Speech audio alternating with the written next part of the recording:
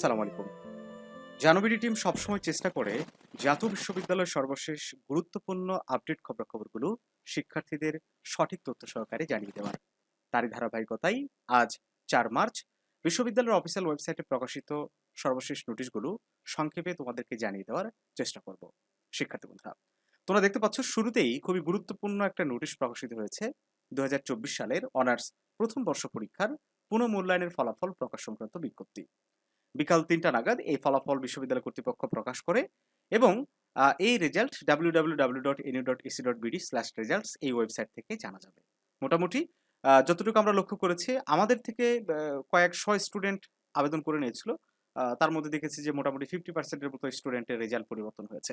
যাই হোক, ২ নম্বরে প্রকাশিত হয়েছে আজকের দিনে যে নোটিশটি, সেটি হচ্ছে ২০২৪ সালের BSc honours in aeronautical and aviation science প্রথম বর্ষ, দ্বিতীয় সেমিস্টার, দ্বিতীয় বর্ষ, দ্বিতীয় সেমিস্টার, তৃতীয় বর্ষ, দ্বিতীয় সেমিস্টার ও চতুর্থ বর্ষ দ্বিতীয় সেমিস্টার ব্যবহারিক পরীক্ষা গ্রহণ সংক্রান্ত বিজ্ঞপ্তি।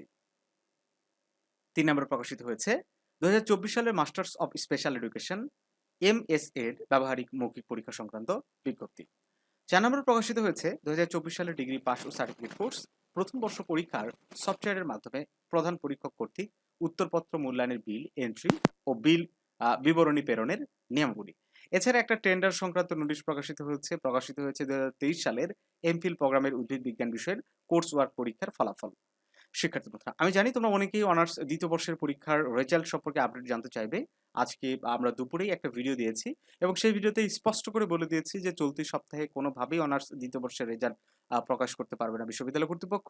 রেজাল্ট প্রকাশ হইতে আগামী সপ্তাহে প্রকাশ হতে পারে। সেই হিসেবে আমি যদি তারিখের কথা বলি তাহলে একটা ধারণা দিতে পারবো যে ৯ থেকে ১২ তারিখের মধ্যেই তোমরা রেজাল্টটা পেয়ে যাবে। যদিও আমরা দৃঢ়ভাবে বিশ্বাসী ছিলাম যে ৫ তারিখের মধ্যে প্রকাশ হয়ে যাবে।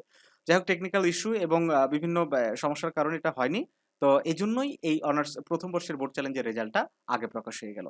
তো ভালো থেকো সবাই। দেখা হচ্ছে জানুবিডির নতুন কোনো ক্লাসে।